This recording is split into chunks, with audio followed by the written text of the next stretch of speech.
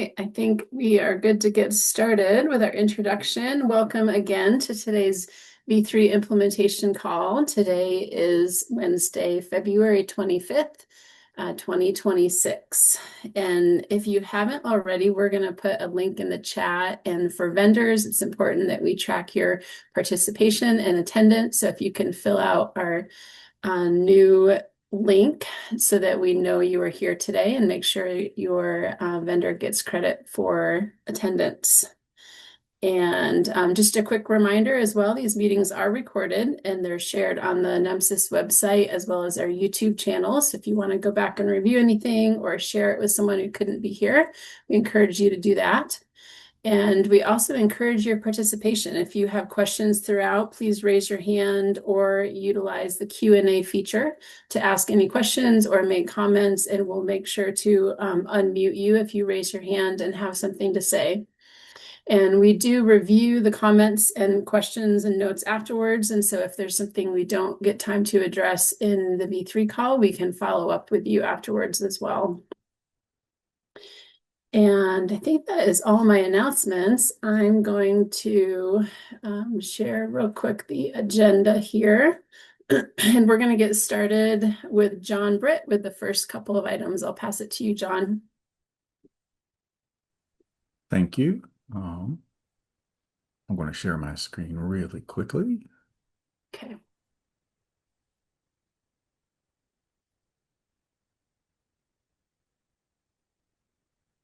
So as I typically do, first, I'm sorry. So the attendance form will be found in there's a link to it in the comments, or there will be, and there's also a QR code right here. If you would like to just do it from your phone, you can take a moment to scan your attendance form, and we can get you in. I'll give everybody about 10 seconds to do that. 5, 4. All right. So as I typically do, I have the honor of doing the stakeholder introduction for this week. And of course, the purpose is, like it is every week, is to get to know others on the call and build connections and lead to collaboration, get some ideas for new hobbies maybe, and most importantly, to spotlight somebody for 30 to 45 seconds and have a little bit of fun. So we always ask, what do you like to do to relax or unwind? And this person likes mountain biking, hiking, and skiing with their family. So this is a really cool trail that goes from rocks to snow and 10 feet. That's pretty cool of our AI to do that for us. Interesting facts. She was a dispatcher for 11 years prior to moving to data. Others may not know that she once worked in a gift shop at a guest ranch. She's been in EMS for 28 years, or healthcare and data. And what do they like best about their job? Really like standardized data. So keeping our system set up the same is really important to me. I assume she's talking about NEMSIS and her vendor. So any guesses? I've given you 3 pictures. Welcome, Ms. Darlene Forney, an IT application analyst with Priority Ambulance. And I love the picture on the right. I would love to have some explanation about what that was. But thanks for sharing. It's really great. John, there's a question in the Q&A. It says the attendance link wasn't working. Okay, I'll check it as soon as I finish this, and I will post a link in the chat. Thank you. If you've not been introduced, this QR code should work so that you can fill out my quick little form. It's not a hard form. You know all the answers. Send me a picture and then go back to the form and submit it. That seems to be where people get hung up. And then you too can be introduced at the next V3 call, and we can see pictures of you. So the next thing I have is the save the date reminder. I've been saying this for the past 2 meetings. The cutoff date, we did move it to this Friday. However, that really means it'll be March 2nd, which is Monday. We won't do it over the weekend. So we're having a late Valentine's Day celebration for us. So please don't break our hearts. Submit your data. There are still a couple states that have some November and December data that originally failed for XML problems with CP6 that we would really love to get. And if you don't know who you are, let me, or you think you might be one of those and you haven't heard from me, let me know. But I think I have reached out to everyone who we're looking where we need more data from. With that, that's all I have. And I will send it back over to Lauri. Sounds good. Thanks, John. And I will introduce Bengie next, and she has a maintenance update for us today. Thank you, Lauri. Hopefully the attendance form is working now. So please let us know if this one is working with a reaction, a thumbs up. Thank you everyone once again for joining our meeting. If you're not familiar with our website, Lauri, I'm going to screen share really quickly, if that's okay. Yep, sure. All right, so if you're on the NEMSIS website, if you go under technical resources, you'll see a NEMSIS maintenance schedule. And we have all of our dates for our maintenance. And since we're in the month of February heading into March, the maintenance window will be from March 18th to the 19th. So if you have any other like technical difficulties outside of those dates, please let us know by opening up a help desk ticket, which can be submitted here on the red banner at the bottom of our website. And if you have any additional questions outside of that, please let us know. Thank you, Lauri. Back to you. All right, thanks, Bengie. Up next, we have Josh Nation, who's going to talk about estate transition, our timelines and resources. Thank you very much. Josh. Thank you, Lauri. You're welcome. All right. Yeah, I'm talking about two things right now. First is the transition timeline, specifically on the NEMSIS website. It's a valuable resource. It's something that a lot of agencies and vendors use to get some critical information. So I just wanted to put a quick call out to make sure that everybody takes a moment to review the information that's in there regarding your respective states' version 3.5.1 transition timeline and make sure it's updated. You can find that. You just go to nemsis.org, scroll down to on the main page to the map, click on your respective state, and then you'll be able to see that information. And really anything in this section, the resources in addition to the timeline are definitely vital resources for everyone else. So if you do need to make any changes in those, don't worry. You can always create a help desk ticket. We're happy to get that updated. Or you can always just shoot me an email, josh.nation@hsc.utah.edu. I'll put that in chat in just a second. And you can always reach out to me and I can help facilitate any changes as well.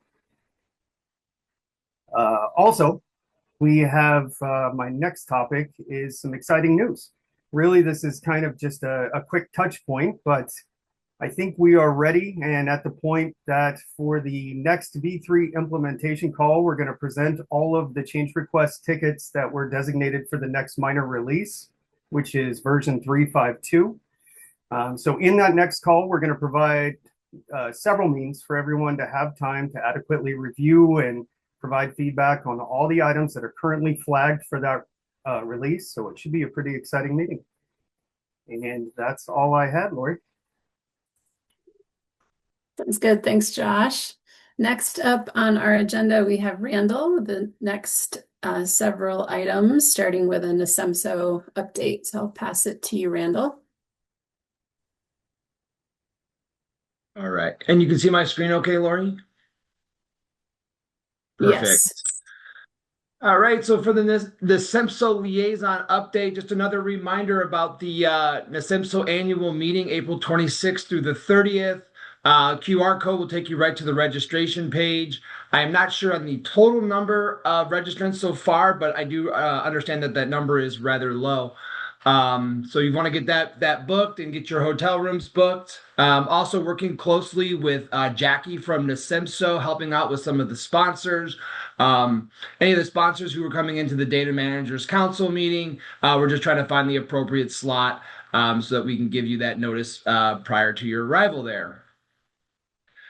In more detail here on the Data Managers Council, we had our working meeting yesterday. We had a really great discussion on the eVitals or stroke scale group, the stroke severity assessment, which really wrapped around eVitals 29, eVitals 30, and eVitals 34.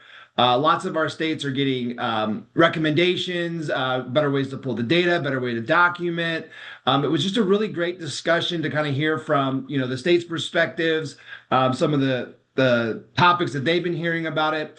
This was also presented to myself from another committee, which is the Specialty Systems of Care Committee, where they were really focusing on some stroke data. So there'll be more of a discussion on that and hopefully some more information coming soon.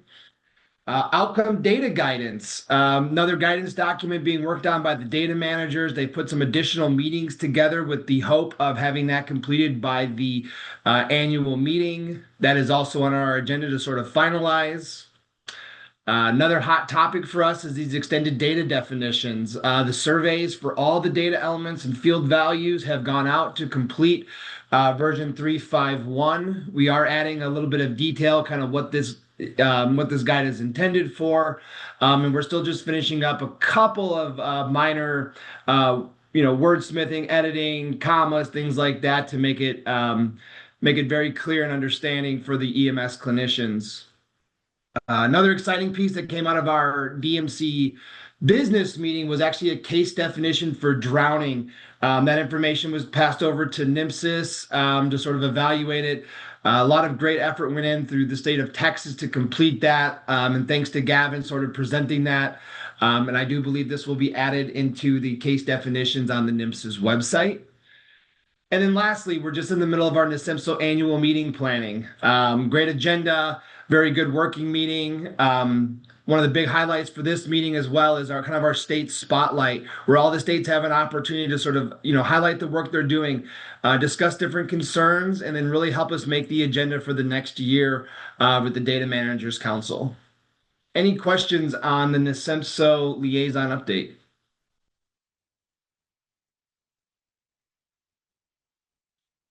All right, I have the next topic as well, which is the violence against EMS personnel.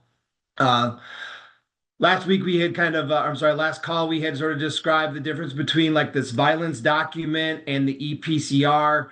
The violence document could also be completed if the EMS personnel was not on a EMS incident. Example would be, if they're just in their station headquarters or maybe just posted up at a parking lot. Where they had a violent encounter, they could still use that.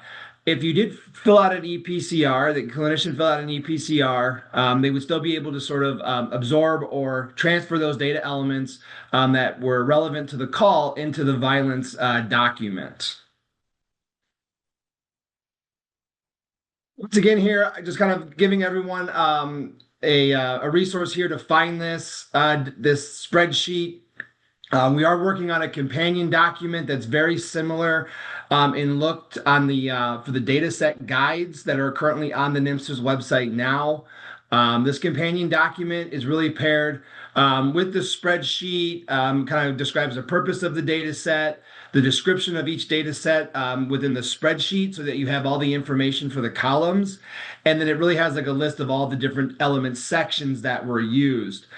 Just kind of looking at the video on the screen, by NEMSIS homepage, you can go to your technical resources, scroll down to your guides and usages, and then you'll see your violence against EMS personnel data dictionary. And that companion document should be right below it once it's completed. That document has been moved over to the NEMSIS team, sort of finalized. I was delayed on getting that over to them, so there's just a slight delay.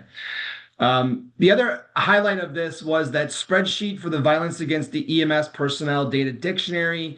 I did have an error on there. So we had mentioned that the new EMS sections the new EMS data elements would start with the letter H for hazard. You will see in row 52 to 62, I have it labeled as H history 04. There is only one history question in the violence spreadsheet. And so I've corrected that data element to be H history 01. So once that's posted to the website, I once again got that over to the NEMSIS TAC kind of late. So the new spreadsheet should be there very soon. Any questions on the violence?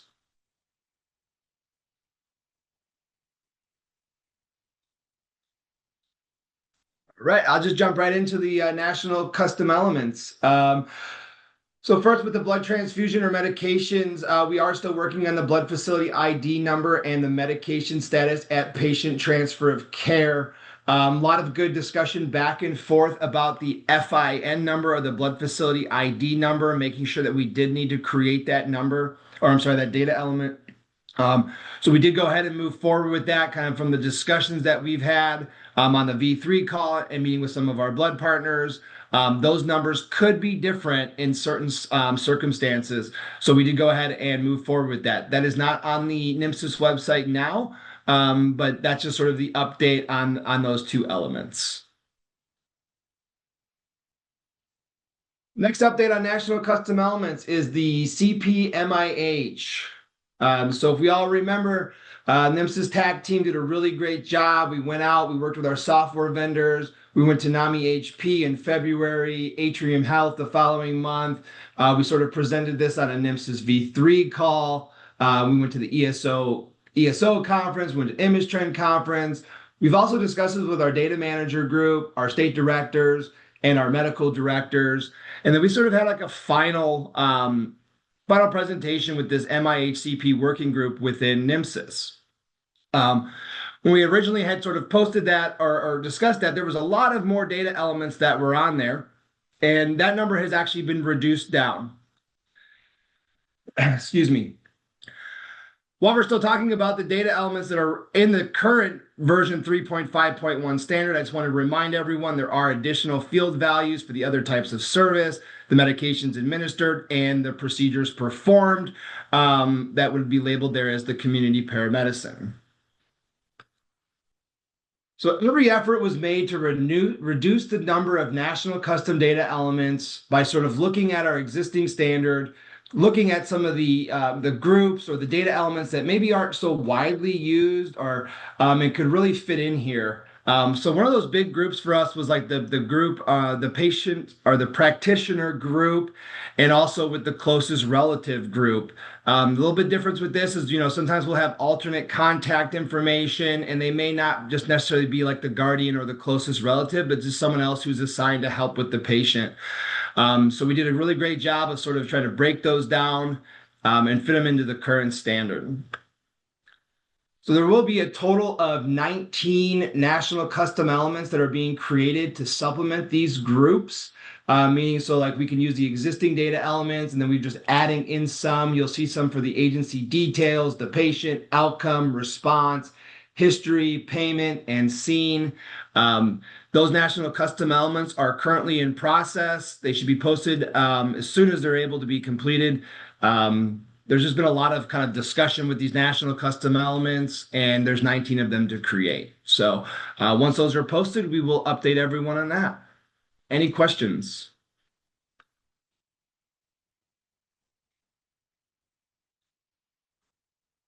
And that's all I have for today, Lauri. Sounds great. Thanks, Randall. I will share our agenda again.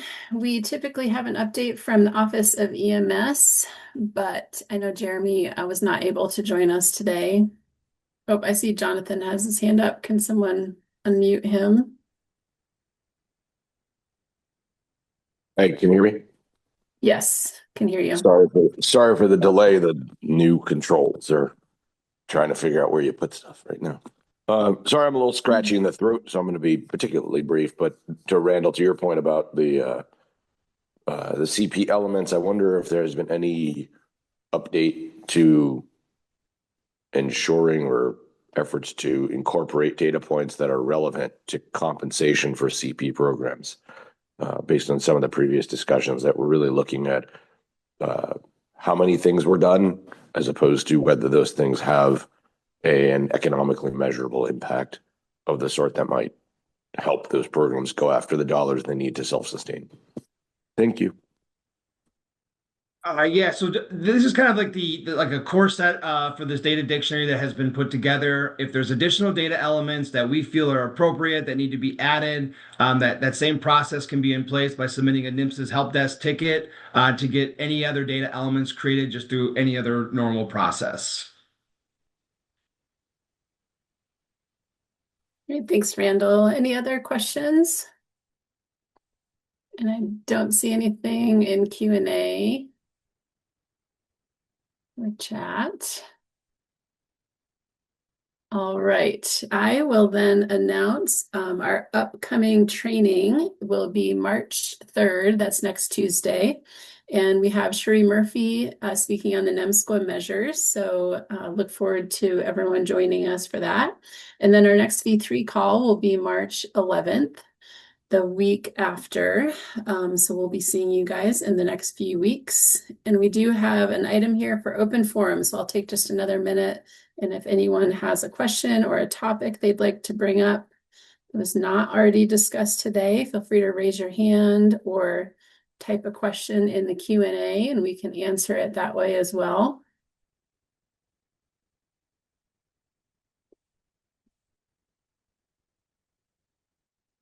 All right, not seeing any questions yet. We'll come back to it if anyone's still typing, but I'll start to explain what we'll transition to next.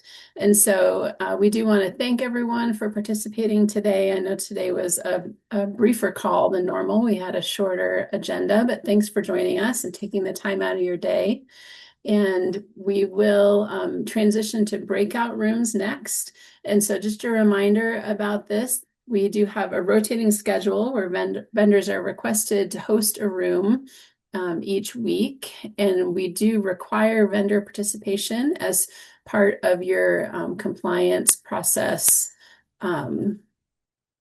purposes. So please attend a room if you are assigned one today. And then for everyone else on the call, if you're not assigned a room, vendors are asked to only join their own room, but states are welcome to join any room. If you want to jump in and ask questions and speak to a representative from that vendor, you're welcome to. And a TAC member will be present in each room to help facilitate those discussions or answer questions as well. So do we have any hands raised or Q&A questions? Nope.